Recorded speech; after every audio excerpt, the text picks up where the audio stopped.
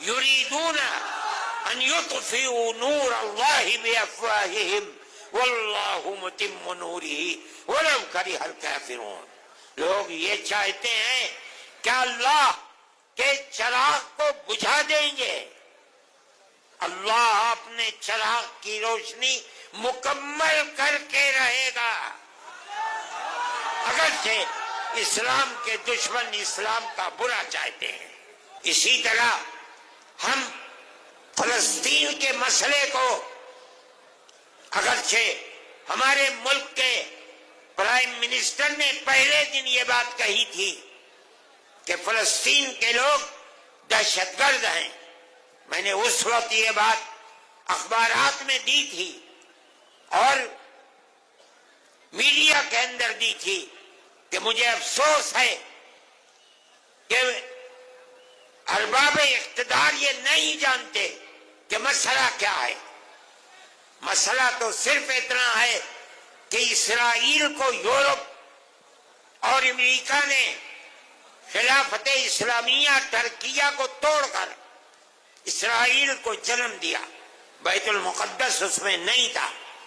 اس کے بعد امریکہ یورپ نے مل کر اسرائیل میں اپنی فوجیں بھیج کر فلسطین کے اوپر قبضہ کیا، بیت المقدس پر قبضہ کیا، ہزاروں آدمی مارے گئے.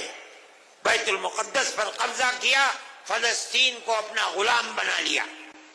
اس کے بعد پھر شام کے اوپر حملہ کیا اور گولان کی پہاڑیوں پر قبضہ کر کے یہودیوں کی بستیاں بسا دی.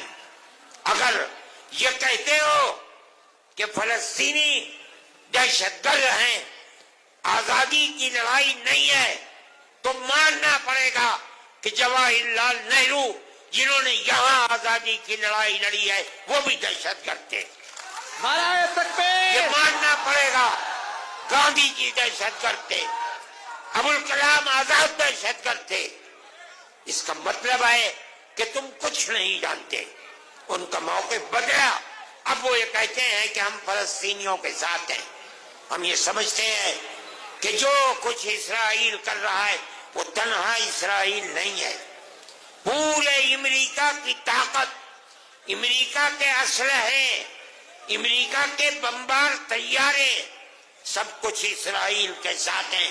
اور مسلمان بچوں کو، عورتوں کو، بوڑھوں کو، جوانوں کو مارا جا رہا ہے اور ان کو بھوک کی تپش کے اندر ان کی جان نکالی جا رہی ہے. ہم اس کے مخالف ہیں. ہم یہ سمجھتے ہیں کہ جو دنیا کے اندر ہو رہا ہے دنیا مخالفت کر رہی ہے. وہ اسرائیل کو ظالم سمجھتی ہے، لیکن اس کے باوجود بھی اسرائیل کا معاملہ تھمنے کو نہیں آ رہا ہے. ہم مخالف ہیں. دنیا میں سب کو جینے کا حق ہے، اسی طریقے سے فلسطینیوں کو بھی جینے کا حق ہے. دوسری بات، ہم یہ بات کہتے ہیں کہ ملک کا دستور جمعیت علماء کے لوگوں کا بنایا ہوا دستور ہے. مولانا ابوالکلام آزاد، مفتی کفایت اللہ، مولانا حسین احمد مدنی، مولانا حسرت موہانی، یہ وہ لوگ ہیں جو ہندوستان کے دستور کو بنانے کے اندر شریک ہیں. اس لیے کہ جیسے جیسے ملک کی آزادی قریب آتی تھی جمعیت علماء بار بار کہتی چلتی تھی ہم سے وعدہ کرو کہ ملک جب آزاد ہوگا تو ملک کا دستور سیکولر دستور ہوگا.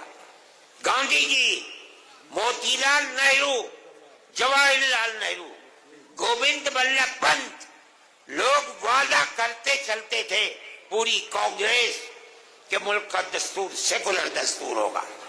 وہ دستور کی دفعات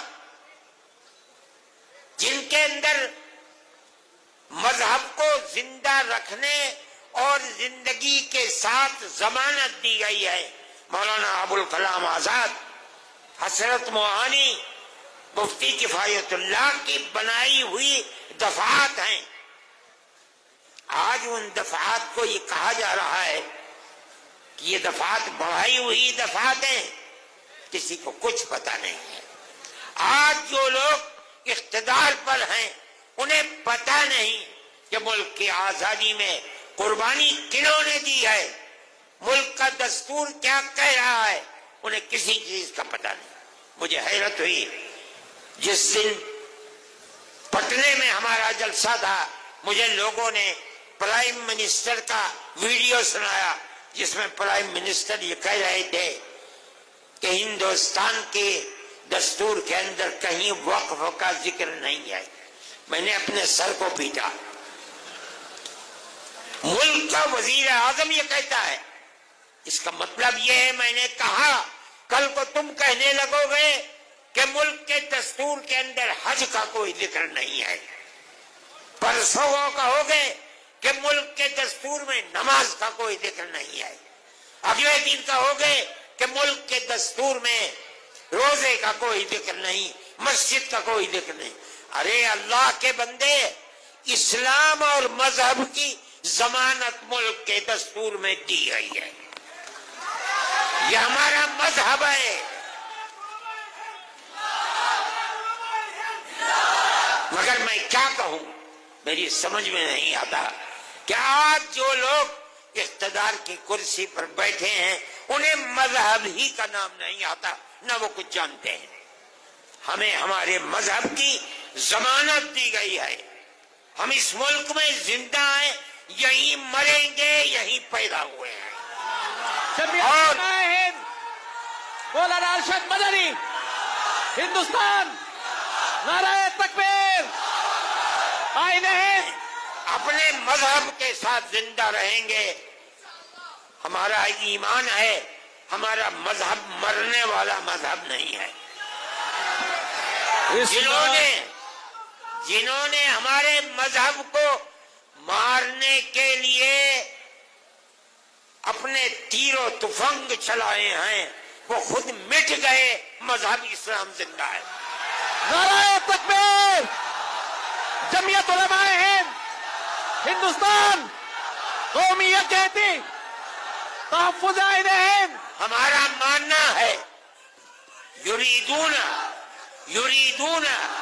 ان یطفئوا نور اللہ بافواہہم واللہ متم نورہ ولو کرہ الکافرون۔ لوگ یہ چاہتے ہیں کہ اللہ کے چراغ کو بجھا دیں گے